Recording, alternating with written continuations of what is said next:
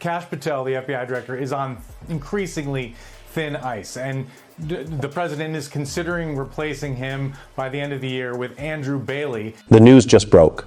Kash Patel, the FBI director, a key figure in the Trump administration, is now facing the very real possibility of being removed from his post. A position he once held with unflinching authority is now at the brink of collapse. Three sources familiar with the situation have confirmed that President Trump and his inner circle are tired of Patel's increasingly controversial actions, and a decision could be made in the coming weeks. This isn't just about internal friction. This is the kind of political shakeup that sends shockwaves through the highest levels of government. You may ask, why now? What has Patel done to lose the trust of the White House? The answer is both simple and damning. Patel has been embroiled in multiple scandals that question his leadership, professionalism, and most importantly, his integrity. First, there was the misuse of a government jet to fly his girlfriend around the country, a taxpayer-funded aircraft serving no official purpose other than a personal rendezvous. And if that wasn't enough, Patel also allegedly requested a SWAT team to provide security for his girlfriend, a country singer who lives in Nashville. SWAT officers, typically reserved for the highest risk law enforcement missions, now found themselves babysitting a government official's personal life. Now let's put this into context. The FBI, an agency with a decades-long reputation for upholding the law and maintaining impartiality, has been thrust into the national spotlight for all the wrong reasons. The optics alone are enough to send alarm bells ringing. Taxpayer resources are being squandered while the FBI's credibility is tarnished.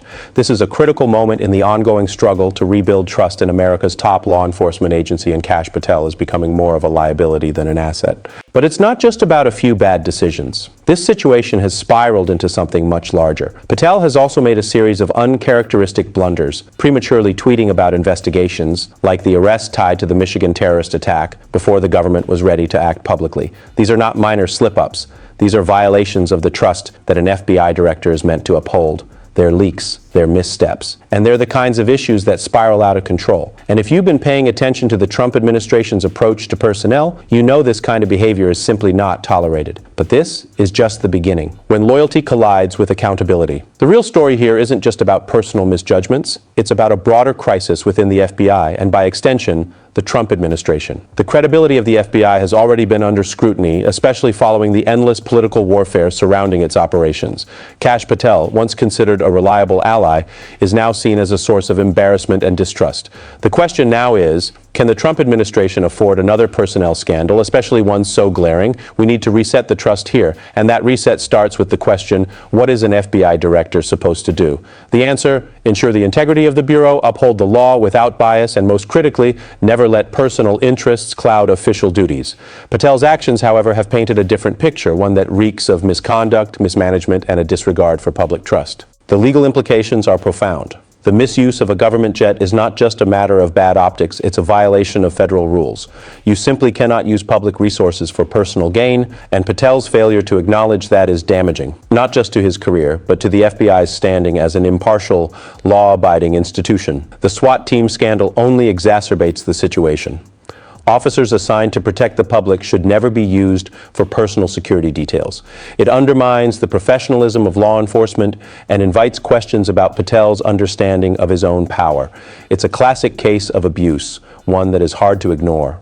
And let's not forget about the tweets. These are not trivial social media posts. Patel's premature statements about high-profile investigations like the Charlie Kirk assassination plot and the Michigan terrorist attack represent an egregious breach of protocol. By publicly announcing details that the government was not ready to disclose, Patel put not just the investigations at risk, but the safety and security of those involved. This is a breach of trust, a betrayal of the very office Patel holds.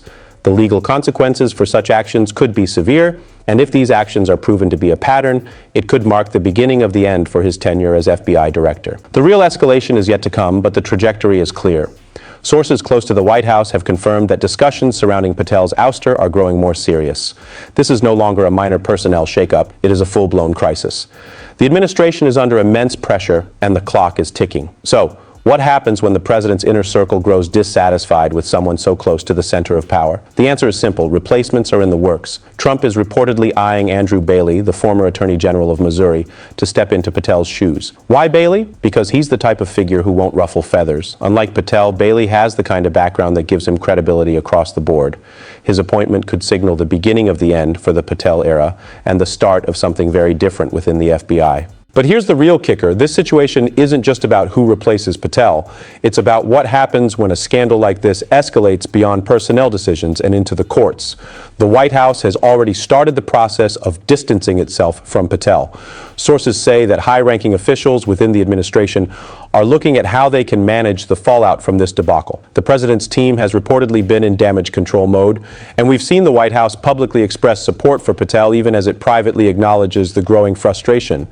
This tension between public support and private contempt will only heighten as the legal and political pressure builds. The conflict between image and reality is unsustainable. Patel's continued presence is a political liability the Trump administration cannot afford. The image of Kash Patel as a trusted FBI director has been crumbling for months. What once seemed like a strong, principled individual now appears as a man willing to use his office for personal gain.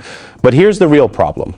The reality of Patel's actions has caught up with his image. What was once painted as a promising career has now descended into a series of high-profile scandals. The White House tried to prop Patel up, even offering lip service to his integrity and dedication to the FBI. But these public displays of support are increasingly difficult to reconcile with the harsh reality of Patel's actions.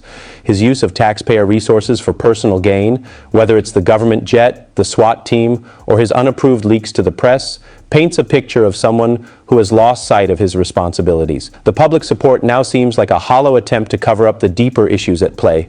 And let's talk about the fallout for a moment. The consequences of Patel's actions are not just political, they are institutional. The FBI, an agency built on trust, now finds itself embroiled in a scandal that threatens its very foundation. How does the Bureau recover from this? How does it rebuild the public's faith when its director is embroiled in scandal after scandal? What's unfolding is the ultimate image versus reality collapse. The political optics are disastrous for Trump, for the FBI, and for Patel himself. His tenure as FBI director, once seen as a path to power and influence, now feels like the epitome of failure, and there's no coming back from this. The White House and Trump's allies can try to spin the narrative, but the truth is already out there, and it's damning. The collapse of Kash Patel's career is not just about a single individual. It's a case study in how the rule of law and institutional integrity are being eroded under this administration. Patel's actions are a symptom of a much larger problem, the breakdown of the systems that are supposed to keep those in power accountable. The public trust in the FBI, already fragile, is now hanging by a thread. The rule of law, once a cornerstone of American democracy, is under siege from within the very institutions meant to uphold it. This is more than a personnel change. It's a political earthquake. The fallout will be felt across the political spectrum. Those who supported Patel will be forced to explain their loyalty to someone who violated the public trust. And those who want him gone will face their own reckoning as the ramifications of this scandal reverberate through the corridors of power. There are no winners here, only a broken system struggling to repair itself. And the inevitable ending? The White House will distance itself further from Patel, and by the time the dust settles, he'll be out. The question remains, however, what's next for the FBI? Will they be able to recover from this scandal, or is this the beginning of a much larger crisis in American law enforcement? The political fallout is clear, the damage has been done, and the road to recovery will be long, painful, and uncertain. This isn't just about one man, it's about the future of the FBI and its ability to regain the trust of the American people. But if you've been paying attention, you know that this story is far from over. The consequences are just beginning to unfold.